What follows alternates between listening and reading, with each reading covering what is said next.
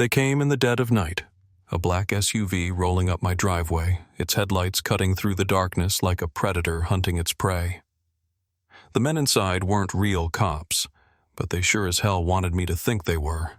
Black uniforms, fake badges, cheap intimidation. One of them stepped out, his smirk dripping with arrogance. "Mr. Hawkins, you need to come with us." I crossed my arms, keeping my voice steady. "For what?" He didn't answer. Instead, his hand drifted toward his belt, where his plastic badge sat, gleaming under my porch light. No gun, no real authority, just the illusion of power. Karen Wilcox, the self-appointed dictator of Oak Ridge Estates HOA, thought she could rewrite the rules. She thought she could expand her little kingdom, slap fake fines on honest homeowners, and send her hired thugs to enforce her will. She thought no one would fight back. She was dead wrong. Because what she didn't know, what none of them knew, was that I'd spent 30 years as a sheriff. I knew the law better than anyone, and I had everything on camera.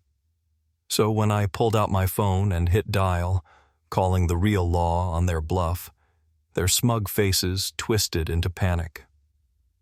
By the time this was over, Karen's empire would crumble, her fake cops would be exposed, and the entire town would know the truth.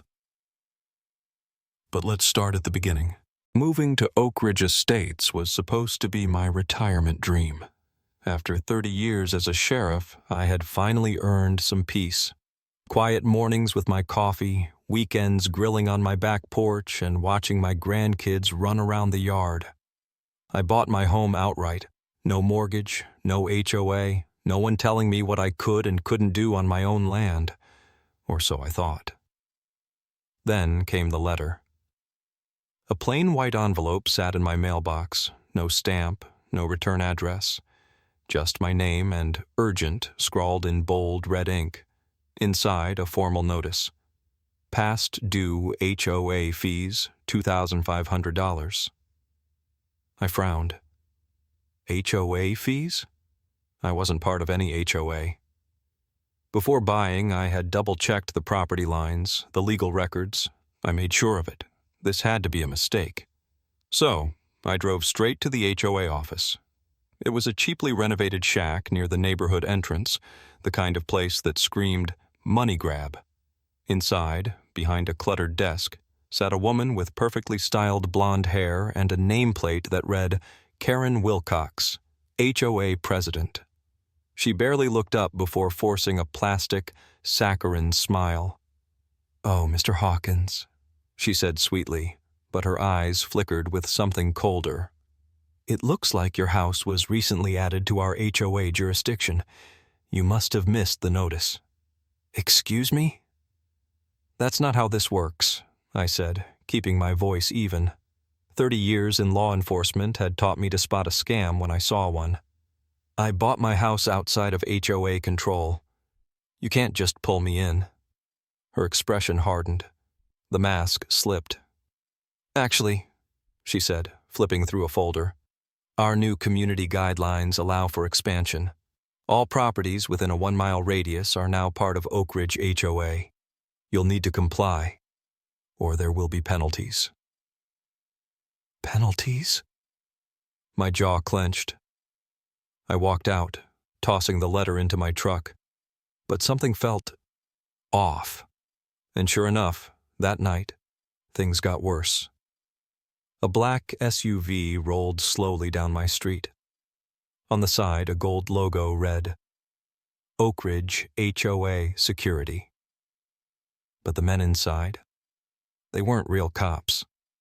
I knew law enforcement inside and out. And these guys?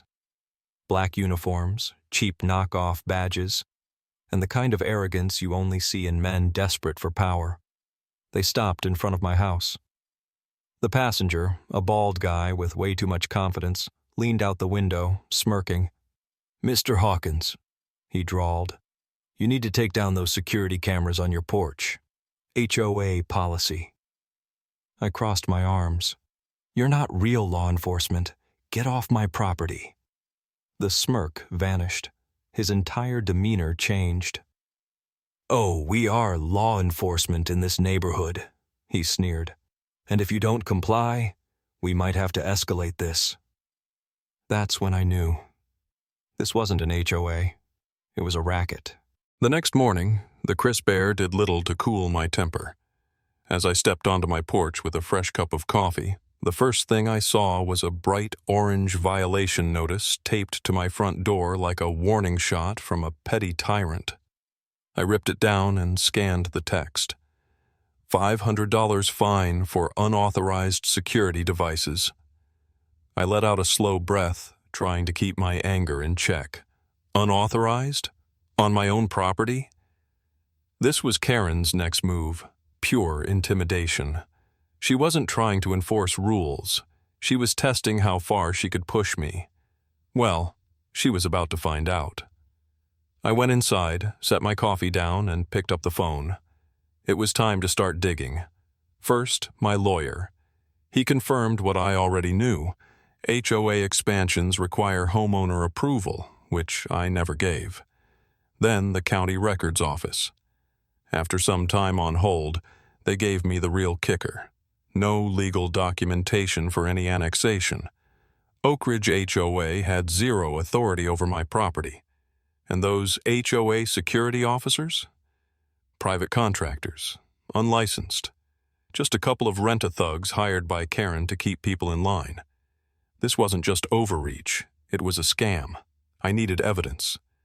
So that night, I sat on my porch, waiting. The street was quiet, the kind of stillness that came before a storm. And right on cue, headlights flashed at the end of my driveway. The black SUV pulled up again, the same logo plastered on the side. Oak Ridge HOA Security. This time, they didn't just patrol. They stopped.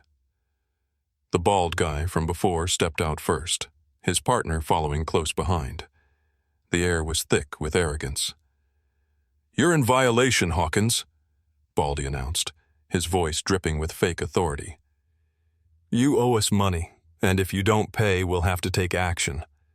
I took a step forward, letting my height do the talking. "What kind of action are we talking about?" Baldy's hand drifted to his belt, where a plastic badge and a cheap two-way radio sat. No gun, no real authority, just bluster. "You need to come with us," he said, taking a step closer. "Now!" I almost laughed. These clowns were really trying to arrest me. That's when I smiled.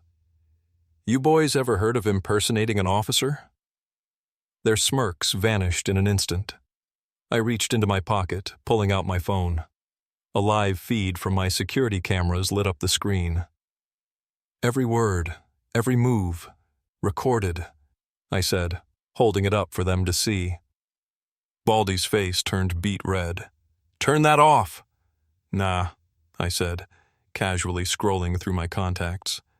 "Matter of fact, let me call someone who might be very interested in this little stunt."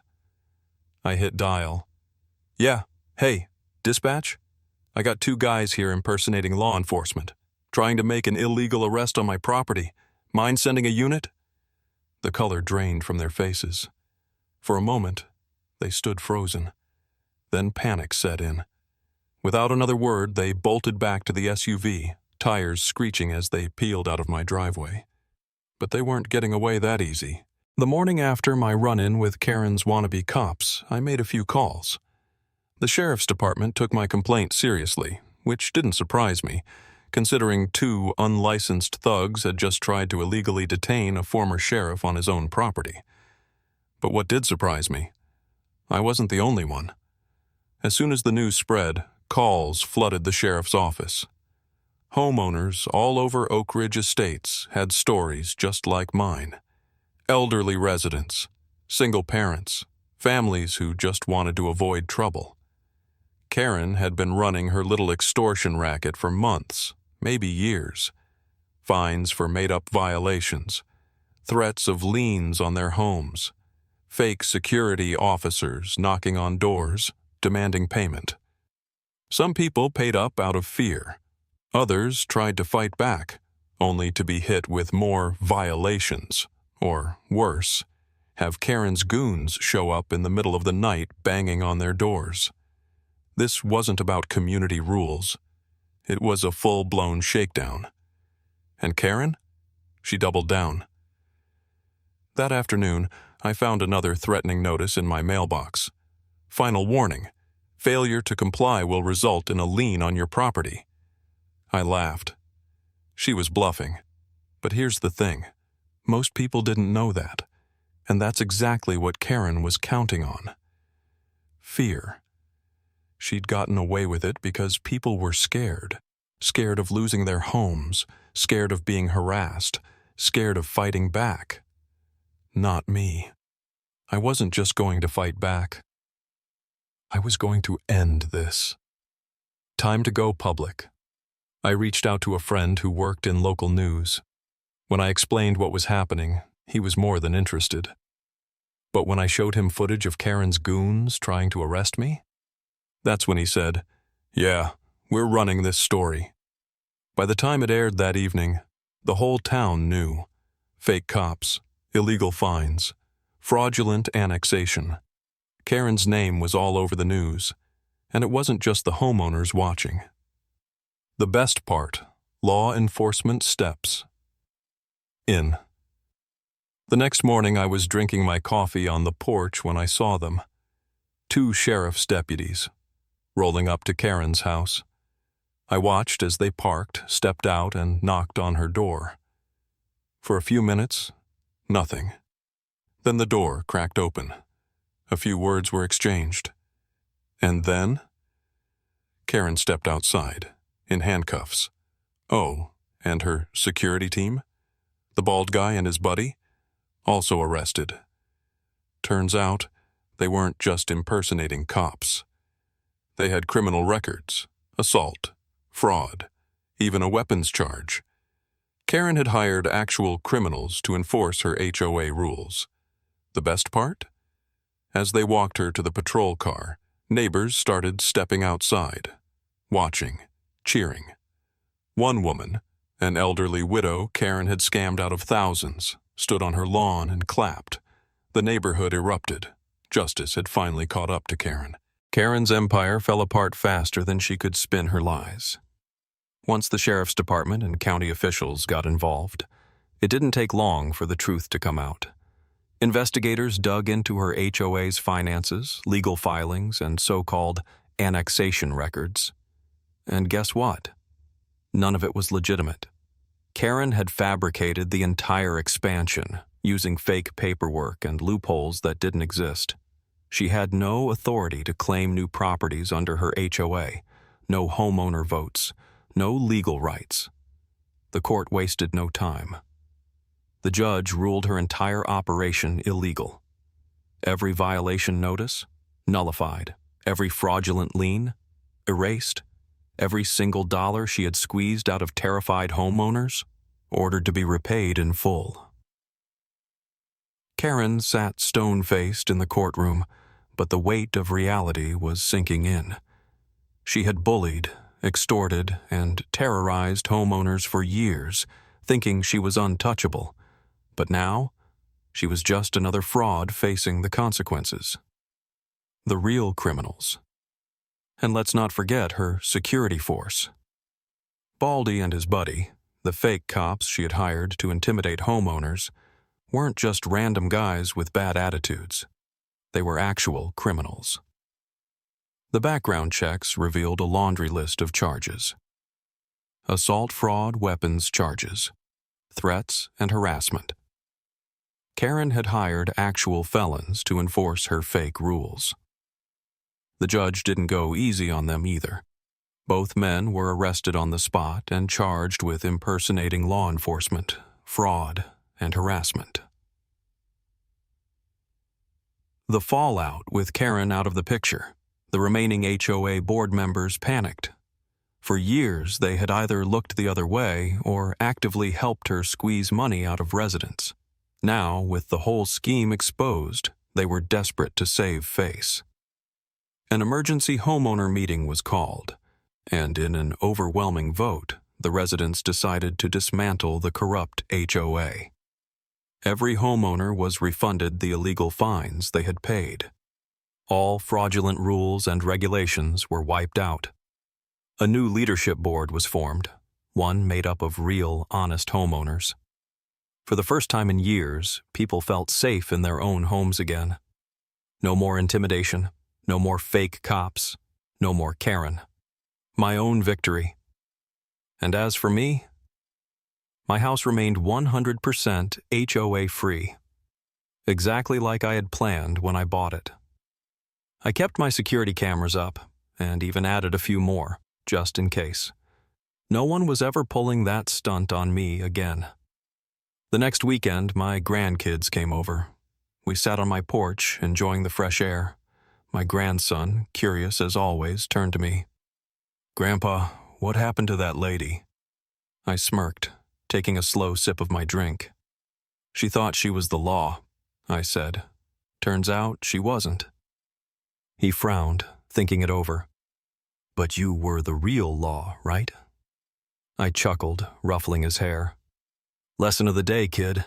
Real law beats fake law, every time." And with that, I leaned back in my chair, stretched my legs, and finally enjoyed my well-earned retirement. For the first time in a long time, I had peace. The end.